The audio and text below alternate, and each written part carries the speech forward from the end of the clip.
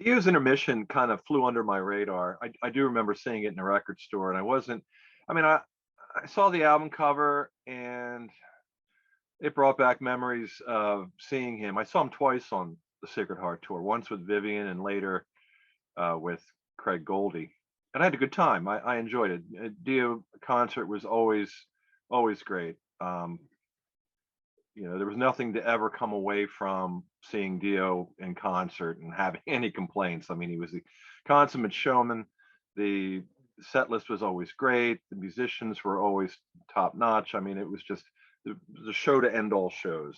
It's not my first tour. I originally saw Dio on Last in Line, and that was my first Dio concert where I can see him in full glory with the stage set and everything. But anyway, so seeing the album in the record store and seeing the cover with him holding the sword up to the dragon, the mechanical dragon, kind of made me chuckle a little bit, because I thought that was one of the more corny aspects of the concert. It was all good until they wheeled that dragon out, and it was just like, it was kind of silly. But I realize in retrospect that it was a high point, it was a high watermark for Dio personally in his career, where he felt like everything finally came together. He was able to do everything he's always wanted to do. And so, if nothing else, it kind of represents that aspect of Dio's career. But I didn't really get that at the time. So that was sort of a moot point, I guess. Turning the cover over and seeing only 5 songs was kind of strange. I mean, I wasn't really sure what the reason was that it was an EP. I knew there was the song Time to Burn, and I'm not sure if I heard it outside of the album context. If maybe I heard it on one of the heavy metal forums on the radio at the time. But I remember not really being too impressed with it at the time. Revisited it recently to do the podcast, and I don't think I've really changed my opinion of the song. It's very AOR. It sounds a little bit phoned in. I will say that Craig Goldie's guitar solo was probably the highlight of the song for me. And I'm not a huge Craig Goldie fan, but I do think that he really delivers on this particular song. But overall, the song is kind of lackluster. It sounds to me like it would be well suited for an 80s movie, something like similar to what Hungry for Heaven ended up on the movie Vision Quest, and we talked about that when we did our Sacred Heart podcast. So I wasn't really impressed with it, and it wasn't enough to make me buy the album. Collectively, they're not the songs that I don't dislike any of the songs. I mean, of course, there's the medley, the big medley with Rock and Roll Children, Long Live Rock and Roll, Man on the Silver Mountain, and I love Long Live Rock and Roll and Man on the Silver Mountain. Rock and Roll Children is a good song. It really pretty much typifies Sacred Heart for me, and the kind of melodramatic AOR-ish vibe that comes across. It's less hard rock and more kind of, it's not a ballad, but it has that sentimental core that became a big part of the personality of Dio's music. And I don't dislike that, but it's not what resonates the most for me. So even though I don't have any real issues with the song, it's not one of my favorites. King of Rock and Roll to me was a highlight, one of the highlights on Sacred Heart. So it's cool hearing that. Rainbow in the Dark, of course, that's a classic. And Sacred Heart title track is okay. The production on it, it's not very good. Could be better, could be worse. But I guess the thing that sort of that I like I started to say, I kind of passed the record by initially, and I did end up picking it up, but I wasn't really thrilled about it. When I did get it, I was sort of, my impression, my attitude toward it was kind of lukewarm. And again, some of that could have been because at the time, the music that was exciting me wasn't so much traditional heavy metal anymore, really. It seemed to kind of run its course a little bit. So it was more into the stuff that was coming out of the underground at the time, and some of the more like more aggressive music was really what was floating my boat at the time. So this didn't really do a whole lot for me. But like I said, it seemed a little anemic in its content. The main attraction should be the unreleased song "Time to Burn." That was kind of a disappointment.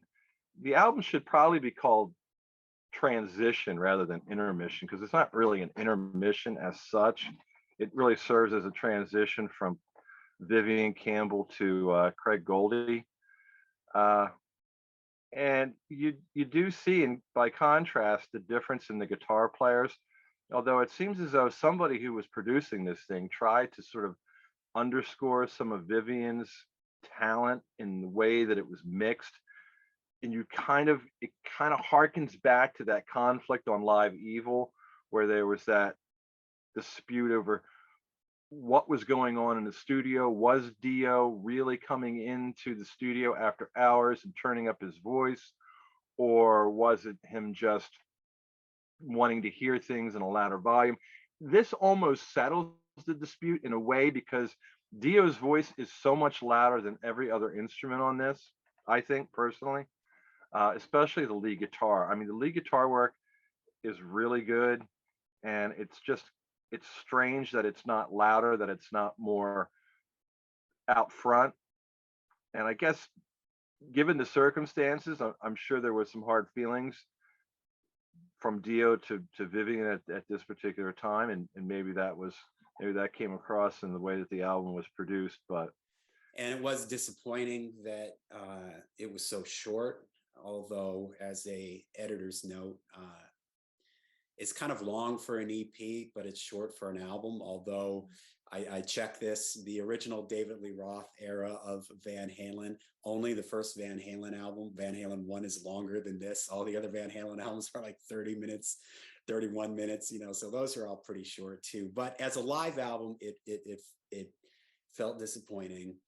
On my YouTube channel, I did a video once of missed live album opportunities, and this was one that I talked about, how a well done double live album to bring to a close this era of the band, even if you don't, maybe even if it was put to works before Vivian had left the band, a good solid live album would have fit really nicely, right here at this point in Dio's career. So that was disappointing. The studio track on it is also underwhelming. It sounds very, you said this already, AOR-ish kind of radio rock. It just doesn't jump out at all. I think at the time, if I had discovered Intermission before Dream Evil came out, there might have been some excitement to hear this song with Dio's new guitar player. But being that I didn't get this till after I had Dream Evil, it didn't. It did nothing for me. The cover also seems kind of, the whole packaging of the whole thing feels kind of slapdash, and I don't want to say cheap, but it feels half baked or something. Yeah, the thing's too short. The cover seems like, I don't know, like just a little, not blurry, but like low quality or something. You would just have expected something more from it. I remember I had it on cassette. There was no like information or pictures or, it was just, I almost remember thinking like, is this a bootleg, or is this like a live at last situation? I did appreciate that King of Rock and Roll was on there. I think that that's a kind of an underrated Dio song, maybe my favorite song off of Sacred Heart. So that was exciting to have King of Rock and Roll on here. The mix didn't feel very exciting. It didn't feel particularly live. The guitars are pulled farther back. The guitar is farther back in the mix than I would have liked it to have been. So that was a real disappointment. I was excited to hear Vivian Campbell playing live, and I just remember thinking his solo sounded good, but it seemed like there wasn't the rhythm guitar stuff was far back in the mix. We would learn later that it was rumored that Craig Goldie, for some reason, replaced all the rhythm parts. I don't know why.